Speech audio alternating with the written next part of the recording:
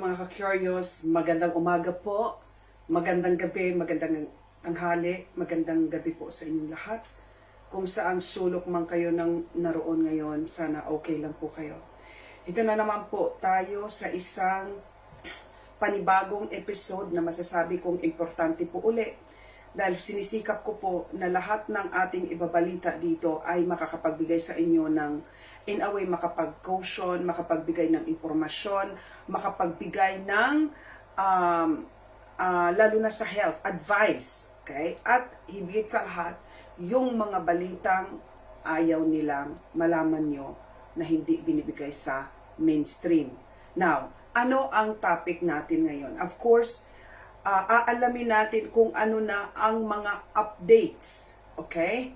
Sa mga nangyayaring bang ngayon. Yung mga hindi pa nakapanood ng aking video, yung last video natin, panoorin nyo para magkasunod itong topic, itong video natin ngayon, kung ano na ang mga bagong kaganapan sa mga bang. At higit sa lahat, nakatuon ngayon ang ating usapin dito sa Bitsin. Bakit?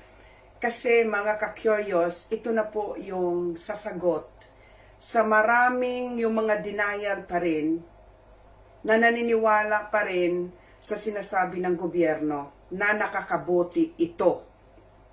Now, at sinasabi nila para tirahin tayo na sinasabi, o buhay pa naman ang buong mundo. Ay ibig sabihin, buhay pa naman ang maraming tao, hindi naman sila nagurgor, di ba? Paulit-ulit ko sa inyo na hindi pare-pareho ang Bitsin, okay? Kasi may tinatarget silang population, demography, meron silang mga edad, at higit sa lahat meron silang numero na gustong ganyanin. Now, sa video na ito, malalaman natin ayon sa record mismo ng gobyerno na tama na naman ang Lin Channel na meron mga batches talaga na bong. Yung marami na wala na sila. At aalamin natin para malaman ninyo sa sarili ninyo yung mga naka-receive nitong batch na may mga letra. Isipin ninyo, i-share ninyo sa mga kababayan ninyo, ano ba ang batches na meron at ano ba yung specific batch na maraming na ganyan. Okay? Record po ito, hindi po ito haka-haka. At of course, ang pagtuturok na naman po, libre na sa NASP. Ang pagpapabitsin, desperado, itong mga, tapos meron pa rin mga iilan, na si Duterte ang nagpatuslok, ang nanakot, hindi natin dinidanayan at bilang beses ko dinuro-duro sa mata kung siguro sa harap ko lang si Duterte at natusok na yung mata niya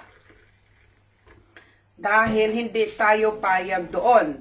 Kaya lang ang dapat i-highlight natin na itong gobyerno ninyo ngayon wala nang habas. Mabuti kung yung line of reasoning ninyo na, si Duterte, hindi ba kayo nagnanakot na magpatuslok? Bakit itong gobyerno nyo ngayon?